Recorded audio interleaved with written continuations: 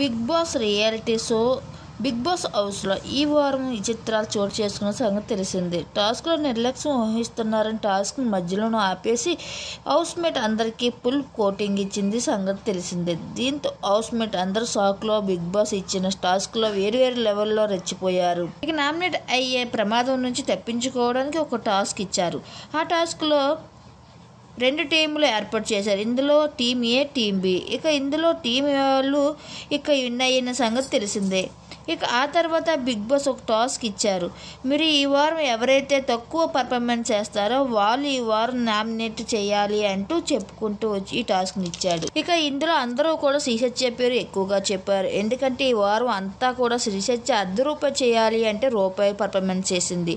అందుకే ఈ వారం హౌస్ మేట్ అందరూ శ్రీసత్య పర్ఫార్మెన్స్ నచ్చకపోవడంతో అర్జున్తో సహా శ్రీసత్యకి చెప్పడం గమ్యహారం.